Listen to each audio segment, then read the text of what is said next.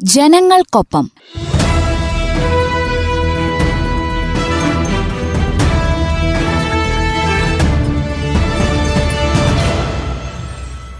വിവിധ സർക്കാർ വകുപ്പുകളെയും പദ്ധതികളെയും പരിചയപ്പെടുത്തുന്ന പരിപാടി. നിർവഹണം ജോബിഷ് ജോസ്.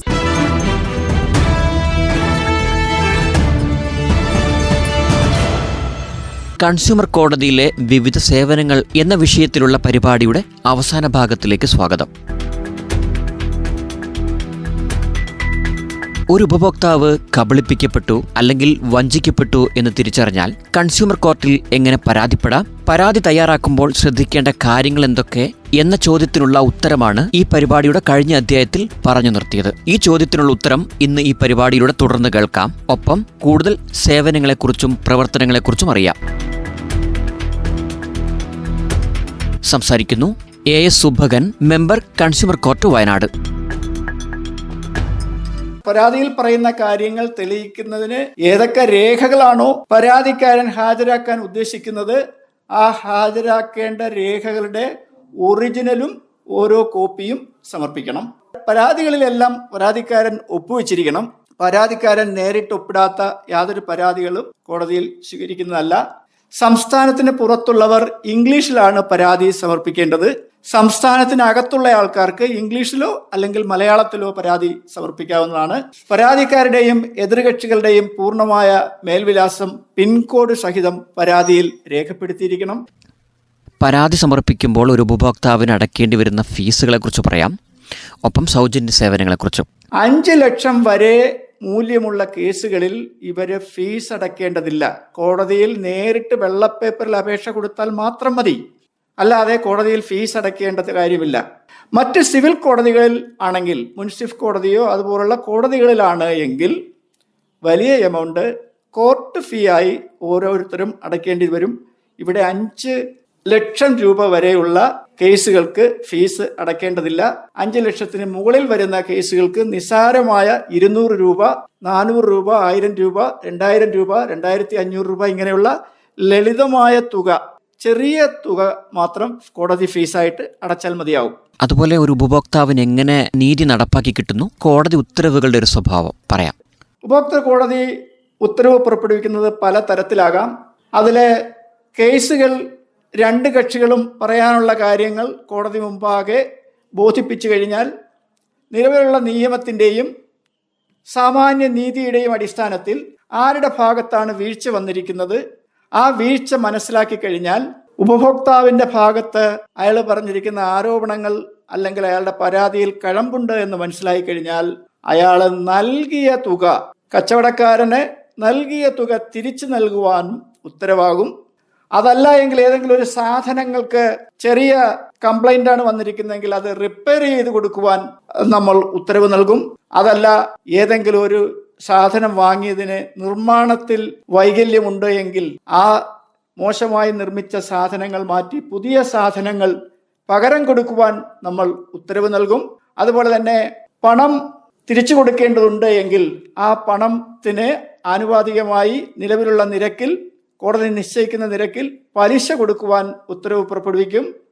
അതുപോലെ തന്നെ ഈ കേസ് ഫയൽ ചെയ്യുന്നതിന് പരാതിക്കാരന് എത്ര രൂപ ചെലവായിട്ടുണ്ടോ അതിൻ്റെ കോസ്റ്റ് അഥവാ കോടതി ചെലവ് എതിർകക്ഷിയിൽ നിന്നും ഈടാക്കുന്നതിന് വേണ്ടി ഉപഭോക്താവിന് അല്ലെങ്കിൽ പരാതിക്കാരന് അനുകൂലമായി നമ്മൾ ഉത്തരവ് നൽകും. അതുപോലെ തന്നെ ഏതെങ്കിലും സാധനമോ സേവനങ്ങളോ വാങ്ങി ആ സാധനത്തിൻ്റെ മൂല്യത്തിലോ അല്ലെങ്കിൽ അതിൻ്റെ ഘടനയിലോ അല്ലെങ്കിൽ അതിൻ്റെ ഉപയോഗിക്കാൻ പറ്റാത്ത രീതിയിലോ ഡാമേജോ കുഴപ്പങ്ങളോ ഉണ്ട് എങ്കിൽ അത് മൂലം ആ പരാതിക്കാരന് അല്ലെങ്കിൽ ഉപഭോക്താവിന് ഉണ്ടായ മാനസിക വ്യഥയും അയാളുടെ ഇൻകൺവീനിയൻസ്, അസൗകര്യങ്ങൾക്കുമൊക്കെ നഷ്ടപരിഹാരം നൽകുവാൻ വേണ്ടി കോടതി ഉത്തരവ് പുറപ്പെടുവിക്കും.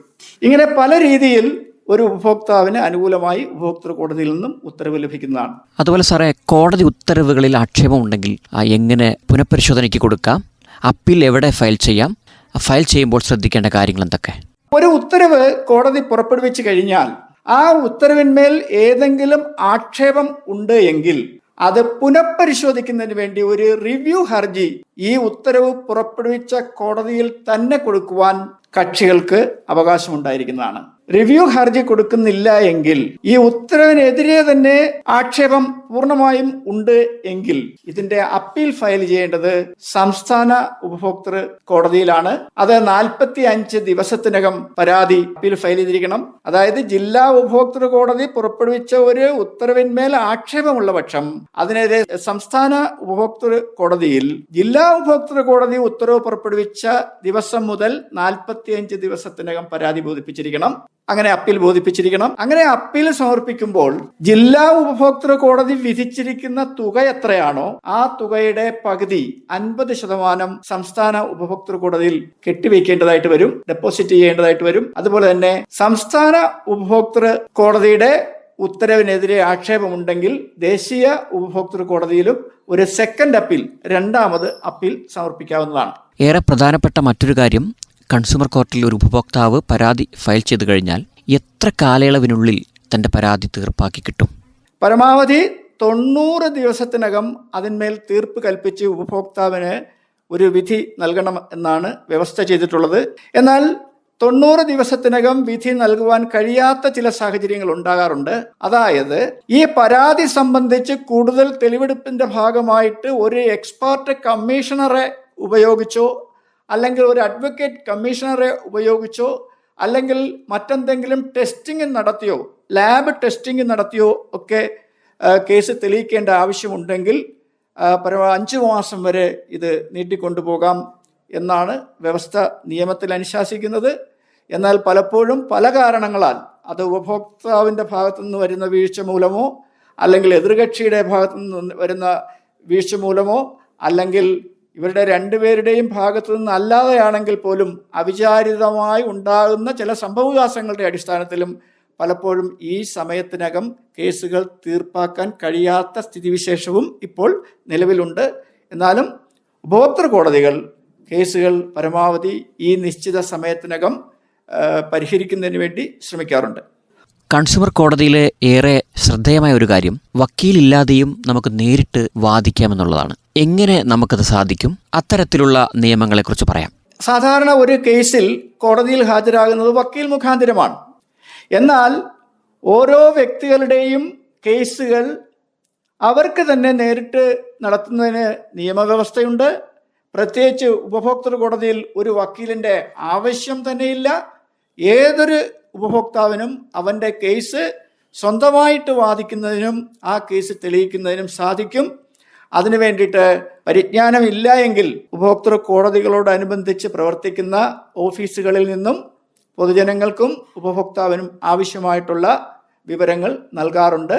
അതിനുള്ള സഹായവും ചെയ്തു കൊടുക്കാറുണ്ട്. ഉപഭോക്താക്കളുടെ എല്ലാ പ്രശ്നങ്ങളും പരിഹരിക്കുന്നതിന് വേണ്ടി അവർ നേരിടുന്ന ചൂഷണത്തിൽ നിന്നും, ചൂഷണം എന്ന് പറയുമ്പോൾ ഫസ്റ്റ് ഗ്രേഡ് ക്വാളിറ്റി ആണെന്ന് പറഞ്ഞ് തേർഡ് ഗ്രേഡ് സാധനങ്ങൾ കൊടുക്കുന്ന സംവിധാനങ്ങൾ ഇപ്പോൾ പല സ്ഥലങ്ങളിലും പ്രവർത്തിച്ചു വരുന്നുണ്ട്. അതുപോലെ തന്നെ MRP അഥവാ മാക്സിമം റിട്ടെയിൽ പ്രൈസ്, അതിൽ ഉയർന്ന് ഒരു പൈസ പോലും വാങ്ങാൻ കഴിയില്ല എന്നിരിക്കെ, നിലവിൽ നിയമം ഉണ്ടായിരിക്കെ MRPയേക്കാൾ കൂടുതൽ തുക ഈടാക്കി അറിവില്ലാത്ത ആൾക്കാരെ ചൂഷണം ചെയ്യുന്ന സവിശേഷത പലപ്പോഴും കണ്ടുവരുന്നുണ്ട്.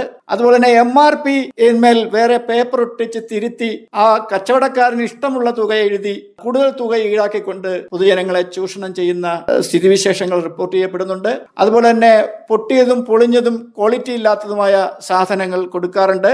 അതുപോലെ തന്നെ ഉദാഹരണത്തിന് ഒരു ടെലിവിഷൻ വാങ്ങി അതിന് വാറണ്ടി പീരീഡ് പറഞ്ഞിരിക്കുന്നത് 3 വർഷമാണെന്നിരിക്കട്ടെ, ആ 3 വർഷത്തിനകമാണ് അതിന് ഡാമേജ് വരുന്നതെങ്കിൽ, അത് റിപ്പയർ ചെയ്യാൻ പറ്റാത്ത ഡാമേജ് ആണ് എങ്കിൽ ആ സാധനം മാറ്റിക്കൊടുക്കുവാൻ അല്ലെങ്കിൽ മാറ്റി കിട്ടുവാൻ ഉപഭോക്താവിന് അവകാശമുണ്ട് എന്ന് കരുതി 3 വർഷത്തേക്ക് മാത്രമല്ല, വാറണ്ടി പീരീഡിലേക്ക് മാത്രമല്ല അയാൾക്ക് അത് ഉപയോഗിക്കുവാൻ സാധിക്കുന്നത്. അതിന് ഒരു ലൈഫ് എക്സ്പെക്ടൻസി അഥവാ ഒരു സാധനം നമ്മൾ വാങ്ങുമ്പോൾ അതൊരു ഇത്ര കാലം ഉപയോഗിക്കാൻ പറ്റും അല്ലെങ്കിൽ പറ്റണം എന്ന ഒരു സാമാന്യ വ്യവസ്ഥയുണ്ട്. അതിന്റെ അടിസ്ഥാനത്തിൽ ഒരു ടെലിവിഷൻ വാങ്ങിക്കഴിഞ്ഞാൽ ഒരു 8-10 വർഷം അത് ഉപയോഗിക്കാൻ കഴിയുമെങ്കിൽ ആ 8-10 വർഷത്തിൽ ഇടയിൽ ഉണ്ടാകുന്ന എല്ലാ ന്യൂനതകളും പരിഹരിച്ചു കൊടുക്കുവാൻ വിൽപ്പനക്കാരൻ ബാധ്യസ്ഥമാണ്. അതുപോലെ MRPയിൽ കുറച്ചും നമുക്ക് സാധനങ്ങൾ വാങ്ങിക്കാമല്ലോ. MRP കുറച്ചും സാധനം വാങ്ങാവുന്നതാണ്. പല കടക്കാരും MRP കുറച്ച് സാധനങ്ങൾ വിൽക്കുന്നവരുമുണ്ട്. അതുപോലെ തന്നെ MRP എന്ന് പറയുന്ന ഒരു 500 രൂപയാണ് അതിൽ പ്രിന്റ് ചെയ്തിരിക്കുന്നതെങ്കിൽ അത് 400 രൂപയ്ക്ക് കൊടുക്കുമോ 300 രൂപയ്ക്ക് കൊടുക്കുമോ എന്ന് ബാർഗെയിൻ ചെയ്ത് കോമ്പറ്റേറ്റീവ് പ്രൈസിൽ സാധനങ്ങൾ വാങ്ങുന്നതിനും ഉപഭോക്താവിന് അവകാശമുണ്ട്. അതുപോലെ നമ്മുടെ നാട് വയനാട് കാർഷിക ഭൂമിയാണ്. അതുകൊണ്ട് തന്നെ മിക്ക ആളുകളും ക്ഷീര കർഷകരുമാണ്. മികച്ച ക്ഷീര കർഷകരുണ്ട് നമ്മുടെ നാട്ടിൽ. ധാരാളം ആളുകൾ ക്ഷീരമേഖലയിൽ ജോലി ചെയ്യുന്നുണ്ട്. അവിടെ മിക്കപ്പോഴും വരുന്നൊരു പ്രശ്നമാണ്, വലിയ വില കൊടുത്ത് പശുവിനെ വാങ്ങുന്നു, പക്ഷെ ഉദ്ദേശിച്ച പാലില്ല. പ്രത്യേകിച്ച് കച്ചവടം ചെയ്യുമ്പോൾ ഉണ്ടാകുന്ന രേഖകളും ബില്ലുകളും ഒന്നും ലഭിക്കാറില്ല. ആളുകൾ വാക്കാൽ കൈമാറ്റം ചെയ്യുന്നതാണ്. ഇങ്ങനെയുള്ളവർക്ക് എങ്ങനെ കോടതി സമീപിക്കാൻ പറ്റും? ഈ പശു അല്ലെങ്കിൽ കന്നുകാലികളെ വളർത്തുന്ന ഒരുപാട് കേസുകൾ ഇവിടെ വരാറുണ്ട്. പ്രത്യേകിച്ച് വയനാട് ഉപഭോക്തൃ കോടതി ഒരു കാർഷിക മേഖലയിൽപ്പെടുന്ന പ്രദേശമായതുകൊണ്ട് പശു വളർത്തലും പശു വാങ്ങലും വിൽക്കൽ, അല്ലെങ്കിൽ ഒരു പശുവിനെ ഞാൻ 1 ലക്ഷം രൂപ കൊടുത്ത് വാങ്ങുന്ന സമയത്ത് അതിനെ 35 ലിറ്റർ പാല് ഒരു ദിവസം കിട്ടുമെന്ന് പറഞ്ഞു. പക്ഷേ വീട്ടിൽ കൊണ്ടുവന്ന് കറന്നപ്പോൾ അതിന് 15 ലിറ്റർ മാത്രമേ കിട്ടൂ എന്ന് പറയുന്നത് ഉപഭോക്താവിനെ വഞ്ചിച്ചതിന് തുല്യമാണ്. ആ കേസിൽ നമ്മൾ ചെയ്യുന്നത് ഒരു എക്സ്പെർട്ട് കമ്മീഷണറെ, പശുവിനെ പറ്റി അറിയാവുന്ന, പാലിന്റെ അളവ്, നിലവാരം ഇതൊക്കെ മനസ്സിലാക്കാൻ പ്രാപ്തിയുള്ള ഒരു എക്സ്പെർട്ടിനെ നിയമിച്ചുകൊണ്ട് അതിനകത്ത് കഴമ്പുണ്ടോ എന്ന് മനസ്സിലാക്കി എക്സ്പെർട്ടിന്റെ റിപ്പോർട്ടിന്റെ അടിസ്ഥാനത്തിൽ നമ്മൾ ഉപഭോക്താവിന് അനുകൂലമായി വിധി കൊടുക്കുവാൻ പറ്റുന്നതാണെങ്കിൽ അങ്ങനെ വിധി കൊടുക്കാറുണ്ട്. ഇതിനെ സാക്ഷികളെ ഹാജരാക്കി അവരുടെ മൊഴിയെടുത്തും നമ്മൾ അനുകൂലമായ വിധി പുറപ്പെടുവിക്കാറുണ്ട്. സാധാരണഗതിയിൽ ഒരു പശുവിനെ വിൽക്കുകയും വാങ്ങുകയും ചെയ്യുമ്പോൾ അതിന് ഒരു ഇടനിലക്കാരനുണ്ടാവും. ആ ഇടനിലക്കാരനെ നമ്മളിവിടെ സാക്ഷിയായിട്ട് വിസ്തരിക്കാറുണ്ട്.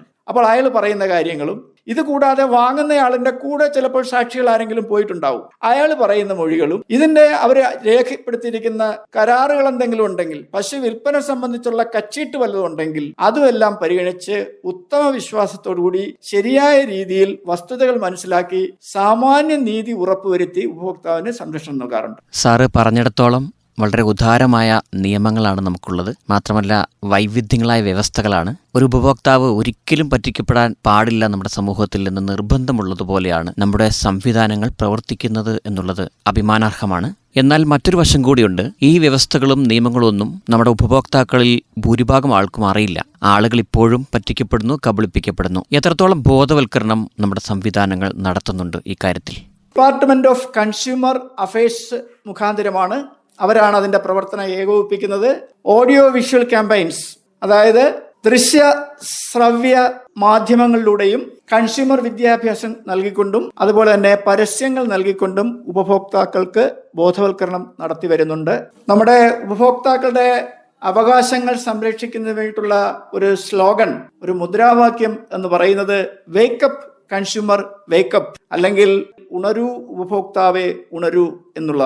ഉപഭോക്താക്കൾക്ക് ഉപഭോക്തൃ കോടതികൾ എന്താണെന്നോ അതിൻ്റെ പ്രവർത്തനങ്ങൾ എന്താണെന്നോ കൂടുതലായി അറിവില്ലാത്തത് കൊണ്ടും അത് സംബന്ധിച്ച് മറ്റ് സാമൂഹ്യ മാധ്യമങ്ങളിലൂടെയോ അല്ലെങ്കിൽ മറ്റ് NGOസിലൂടെയോ ആവശ്യമായ ബോധവൽക്കരണം ലഭിക്കാത്തത് കാരണവും ഉപഭോക്താക്കൾക്ക് മതിയായ രീതിയിൽ ഉപഭോക്തൃ കോടതികളെ സമീപിക്കുവാൻ കഴിയാത്ത സാഹചര്യം നിലവിലുണ്ട്.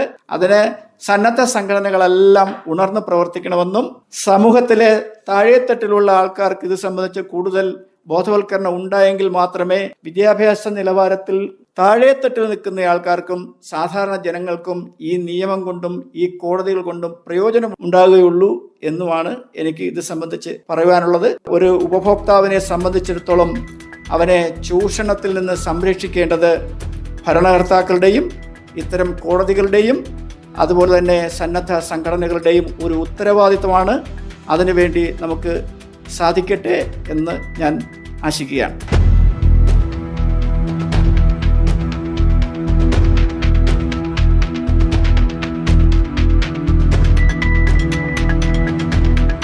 ശ്രോതാക്കൾ കേട്ടത് കൺസ്യൂമർ കോടതിയുടെ സേവനങ്ങളെക്കുറിച്ചായിരുന്നു. ഈ പരിപാടിയിൽ ഇതുവരെ സംസാരിച്ചത് ഉപഭോക്തൃ തർക്ക പരിഹാര commission member AS Subhakan.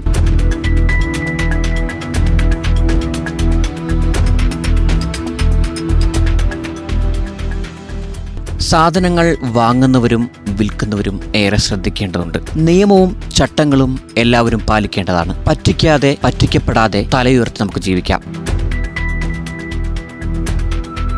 Wayanad ജില്ലാ ഉപഭോക്തൃ തർക്ക പരിഹാര കമ്മീഷന് റേഡിയോ മാറ്റുലിയുടെ ആശംസകൾ. ഒപ്പം എല്ലാ ഉപഭോക്താക്കൾക്കും.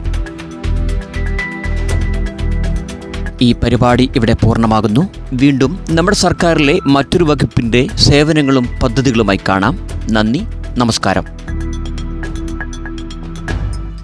ജനങ്ങൾക്കൊപ്പം.